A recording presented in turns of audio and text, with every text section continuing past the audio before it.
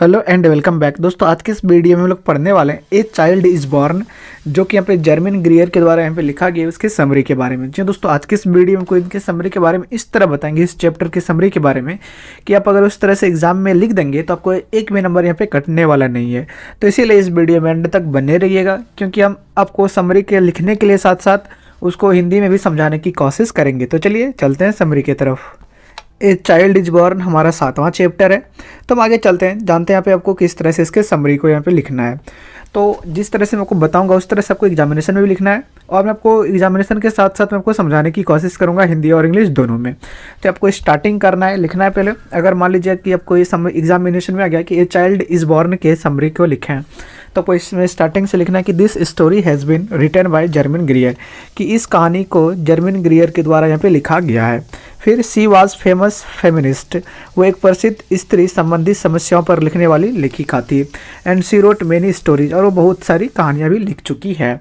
फिर आगे आपके लिखना है आगे कि this the child take birth in many societies, हर समाज में बच्चों का जन्म होता है।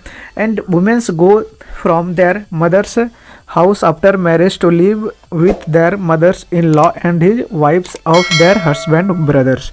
और फिर इसके हिंदी वहाँ पे कि यहाँ पे शादी के बाद महिला अपने घर के अपने माँ के घर से अपने सासू माँ के घर रहने लगती है, जहाँ वे अपने पति के भाइयों के साथ पत्नियों के साथ वहाँ रहती है।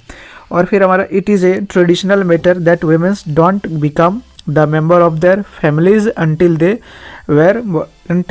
दे हैव बॉर्न चाइल्ड। तो ये परंपरागत बातें हैं होती है कि एक महिला परिवार का सदस्य तब तक नहीं बनती है जब तक कि वह एक बच्चे को जन्म नहीं दे देती, जो कि यहाँ पे अच्छा नहीं है। कि फिर यहाँ पे आ गया है कि if a girl luckily and her parents are alive, और यहाँ पे यदि लड़की भाग्यशाली हो तथा उसके माता पिता जीवित हो तो बच्चे को जन्म के अंतिम महीनों में वह अपने माता पिता के घर चले जाती है।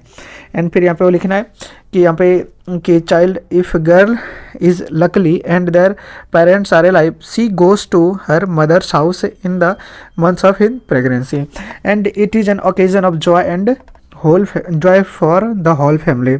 और बच्चे के जन्म होने पर पूरे परिवार में काफ़ी खुशनुमा का माहौल होता है, जैसा आप सभी इसको फील भी करते होंगे। फिर आगे है कि the naming ceremony is lovely, और नाम रखने का जो समारोह होता है वो बहुत प्यारा होता है। It is A held when the child is 6 day old, यह तब मनाया जाता है जब बच्चा 6 दिन का होता है। फिर यहाँ पे a new dress is bought for it a new sari for mother, एक नई साड़ी माँ के लिए ली जाती है और नया कपड़ा बच्चों के लिए यहाँ पे लिया जाता है। हम इसकी हिंदी को आपको समझा रहे हैं, ये लिखना नहीं है, सिर्फ आपको यहाँ पे जो इंग्लिश में हमको बता रहे हैं ये आपको लिखना है कि there is a feasting and singing until late night, वहाँ देर रात तक यहाँ पे भोज होता है। फिर गाने का भी कार्यक्रम यहाँ पे होता है। The turmeric and garlic are worn to avoid evil spirit, और यहाँ पे आगे बच्चे को हल्दी और लहसुन पहनाया जाता है ताकि बुरे आत्मा से उसे सुरक्षित दिया जा सके। फिर यहाँ पे the ceremony is held for the birth of both A baby and a girl, ये जो होता है ये दोनों के लिए होता है, लड़के और लड़कियों दोनों के लिए यहाँ पे ये किया जाता है। फिर आगे इसमें है कि it is concern better to have a boy, और ये अच्छे से मनाया जाता है जब एक लड़के का जन्म हो रहा होता है। And the birth of a girl is celebrate with the same joy by the womens of the family, लेकिन यहाँ पे जो लड़की का जन्म होता है महिलाओं के द्वारा समान रूप से इसे मनाया जाता है। And they sit together and sing song, और वे साथ बैठती है और गाना गाती है। सम ऑफ देम में बी यंग अनमेरिड गर्ल, और वहाँ पे कुछ अनमेरिड गर्ल भी यहाँ पे रहती है। Other are aged ladies for other are aged lady of 40 और 50, और वहाँ पे 40 और 50 साल की यहाँ पे महिलाएं भी रहती है। And they are show many joke so much laughter, और वहाँ पे बहुत ही हंसी मजाक और मजाक का माहौल वहाँ पे होता है। और फिर आगे आपको लिखना है कि so lastly we can say really the authoress has given a very good picture of societies related to the child birth, और पे हमें कहना होगा कि अंत में कि ये वास्तव में लेखिका ने समाज में बच्चों के जन्म पर अपने नज़रिया जो है उसे दिखाया है। तो ये इतना आपको समरी यहाँ पे लिखना है अगर आपके एग्जामिनेशन में यहाँ पे आ जाती है तो। इस तरह से जैसे मैंने आपको बताया था, ये सिर्फ हिंदी मैंने आपको समझाने की इसमें कोशिश की, आपको जो मैंने इंग्लिश में आपको बताया था वही आपको इसमें लिखना है। फिर इसके अब कुछ स्पेलिंग फॉल्ट पे चलते हैं कि जो आपके स्पेलिंग यहाँ पे एग्जामिनेशन आपके यहाँ पे पूछी जाती है। तो आपको यहाँ पे कुछ स्पेलिंग आपको यहाँ पे बताऊँगा जिसको आप याद कर लेते हैं, तो आपके एग्जामिनेशन में जो स्पेलिंग करेक्शन वर्ड के लिए आती है आपको यहाँ पे कोई प्रॉब्लम नहीं होगी। तो पहला यहाँ पे फेमिनिस्ट, फेमिनिस्ट का आंसर होता है यहाँ पे स्त्री पर आधारित, और फेमिनिस्ट का स्पेलिंग यहाँ पे होता है FEMINIST।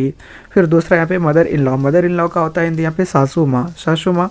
फिर यहाँ पे अगला है ट्रेडिशनल, ट्रेडिशनल का हिंदी होता है परंपरागत, और लकली का भाग्यशाली, लाइव का जीवित, प्रेगनेंसी मीन्स गर्भावस्था, और ओकेजन मीन्स अवसर, और कंसिडरेंस मतलब जुड़ा हुआ, और लाफ्टर मतलब हंसी मजाक।